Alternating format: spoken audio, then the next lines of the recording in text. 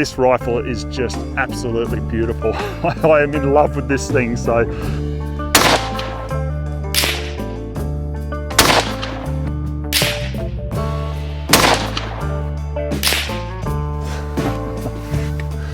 Let's go take a look at the target. We've got 5 shots into 0.8 of an inch.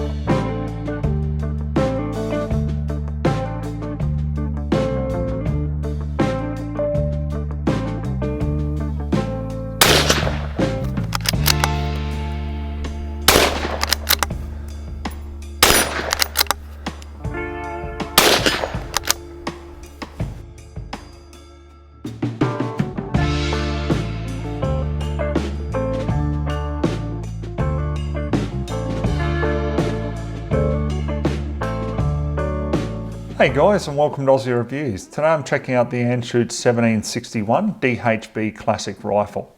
So first of all, I'll show you what comes with it. Now we've got a couple of takedown tools here from Anschutz. Got a safety card. And we've got the original group shot with the rifle. Now look, I don't know whether this is at 50 yards or more. I'm assuming 50 yards, but yeah, I'd certainly like to get some really nice accuracy like this at 100. So we'll just see how we go in this review. Now this is actually the manual as well. They've put it onto a DVD there. So you don't have a paper manual anymore. Okay, so just go ahead and clear it. And I'll start off with a run by. Now, the one I've got here is in 22 Magnum. Now, I've done a lot of Anschutz reviews in 22 LR, so I thought, you know, why not go for the 22 Magnum, something a little bit different. It does come in actually 3 other rimfire calibers. We've got the 17 Hornby Mark II, the 17 HMR, and naturally the 22 LR. So, yeah, that's just been announced on the Anschutz website. Now you can also get caliber conversion units for this rifle. This is probably one of the big attractions to this new model. So they do recommend that you have a qualified gunsmith do that change though. Now just having a look on the Anschutz website here guys, you know, there's left-hand models of the 1761 that have been released, but there's also a whole heap of different stock options. Some with a little bit longer barrel than what I've got here, some with a shorter barrel. So there's various new options there that I'll be excited to see come to Australia.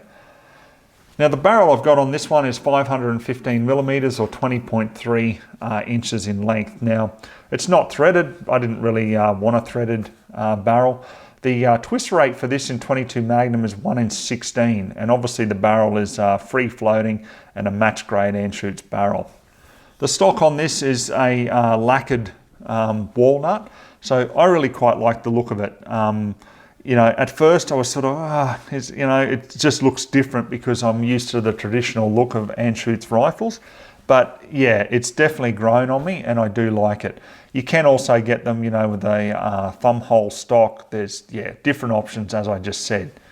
Now the checkering on this is, they actually call this a fish scale checkering. It's on the pistol grip and the forend here. So look, feels really nice. You know, you bring it up to the shoulder, feels really comfortable in the hand. I doubt I'd have any issues with it there. We've got a sling stud at the front and also at the rear. And we've got a rubber butt plate here. So yeah, it just grips nicely into your shoulder. Once again, I can't see any problems there. Okay, so coming back to the action here, we'll start off with the magazine. The magazine release on this is a godsend. It just pops the magazine straight out. Anyone who's used to using the 1710 series or even the 14 or 1500 series rifles, you know, look, it's pretty hard to get that magazine out, you know. They did make an extended mag release for it because obviously there was enough complaints about it. So, you know, this obviously is a complete new design here. Yeah, I can't see any problems with that at all. This trigger guard here and the base of the magazine is all, you know, polymer. Okay, so I'm hoping that, you know, it'll take the knocks. Look, you know, some people like the traditional metal, but this is what they've put on here. So yeah, we'll just see how it goes out in the field. Now the trigger on this is the single stage trigger. It's the 5061 trigger if you're familiar with Anschutz triggers.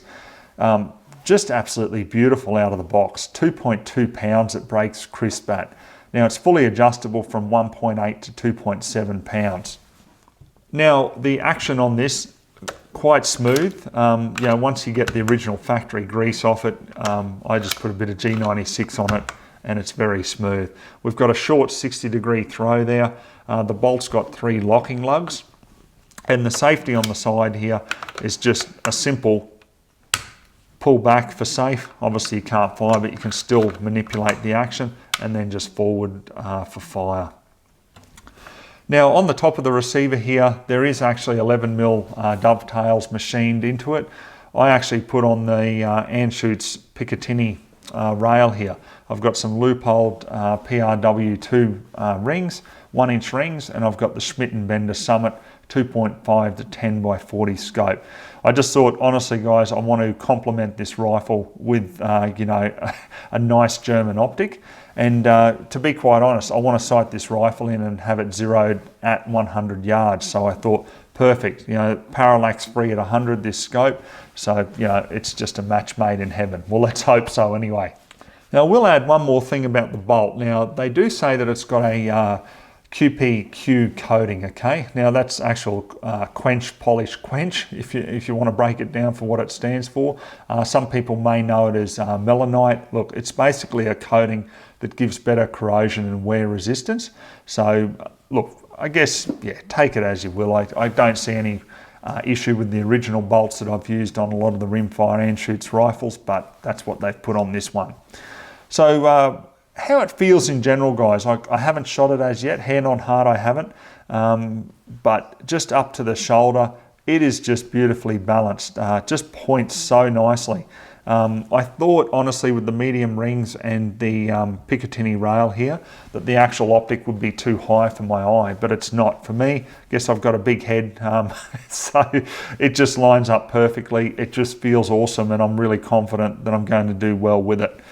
So overall weight of it, now 2.9 kilos or 6.4 pounds, okay? So that's considerably less than like my Anschutz 1710 DHB, which is 3.6 kilos or 7.9 pounds. So overall length of this rifle is 96 centimeters or just under 38 inches. So like I said, you know, it's just balanced beautifully, points really nicely, and you know, so far so good. I'm very happy with it. You guys know that I'm a big fan of Anschutz rifles. Just something about them I really like. I just like that old-fashioned quality. Yeah, I just like them. Okay, so price, guys, $2,600 approximately here in Australia you'll pay. I've just noticed, having a look at a few of the websites, the price of all these rifles have gone up. So I dare say with the fall in the Australian dollar, you know, to do with this whole coronavirus has obviously impacted the price of firearms. So yeah, I got mine a little bit cheaper, so obviously I got in at the right time. So anyhow, guys, let's get out on the farm now. I've got a couple of different ammos that I'll show you, and let's get some rounds downrange and see how this beautiful little rifle performs. All right, so I'll run you through the ammo we're using. So we've got the Hornady 30 grain VMAX. We've got the Winchester 40 grain hollow point power points. We've got the RWS 40 grain soft points. And then last of all, we've got the Federal 50 grain hollow point. Now, a good variety here, guys, everything from 30 grain up to 50 grain, and that's why I do like the 22 Magnum. So we'll just put 5 rounds of each through. We've got a target down there at 50 yards. We'll try that, and then we'll move out to 100 yards with also 5 round groups. So let's just see how we go.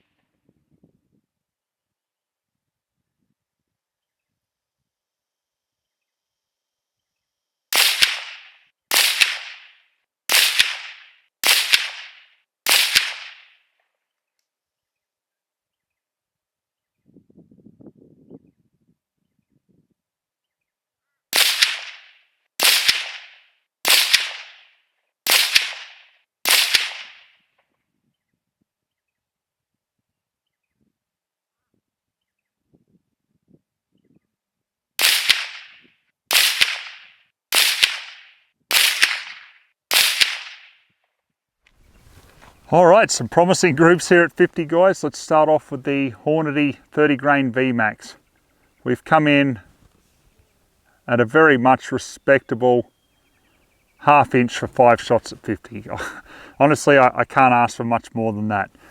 Then we went down to the Winchester power points. Unfortunately, we had a fair bit of spread there. Rifle just does not like that ammo at all. 1.7 inches. Then we come up to the RWS. Now, if any of you guys have seen my review on the Anschutz 1710, it absolutely loves that RWS high velocity, and I think this might be a very similar story here. What do we got?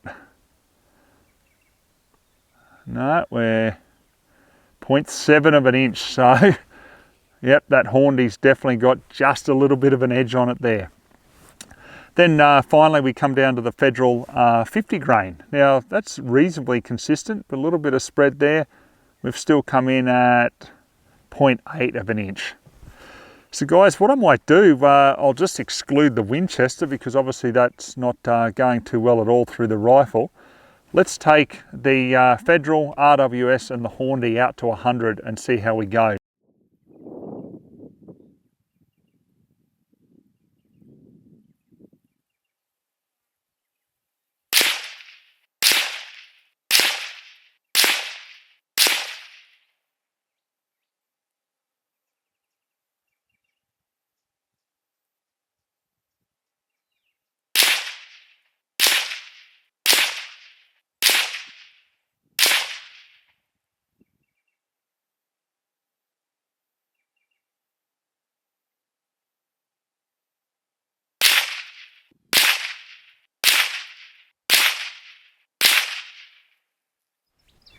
All right, well, we've had a little bit of wind obviously around the place here, so you know that's evident here at 100, but we'll start off with the Hornady VMAX. We've got 5 shots into 1.7 inches. Well, we've got a neat 4-shot group there.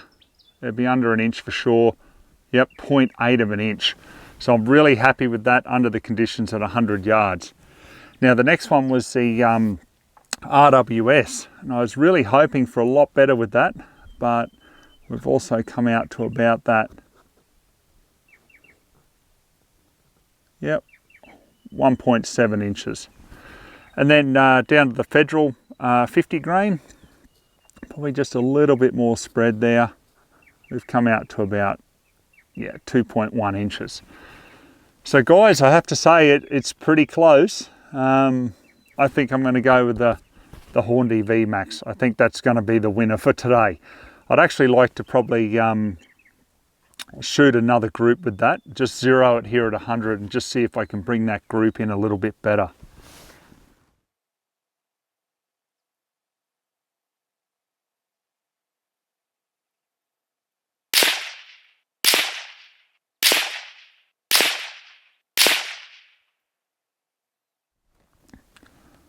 Okay, so let's measure the group here now. We've got 5 shots into 0.8 of an inch. So look, I can't be happier with that. Okay guys, so we've got a 5-round magazine that comes with the 1761. But what I've found is obviously when loading, it's a single stack, just like most other rimfire mags. Just got to make sure that you seat it home correctly, or all the way to the back, I should say. Okay, so there's 5 rounds there. I've got an extra 2 rounds here because something that I've noticed is, there you go, it holds 7 rounds. But see how the tip or the nose of the projectile is pointed down. So, I mean, you can pull it back up at the rear there, but I think we'd have some loading issues there with those extra 2 rounds. So, you know, bottom line is, yep, it'll hold 7, but, you know, just shoot it with 5 as the factory recommendation is.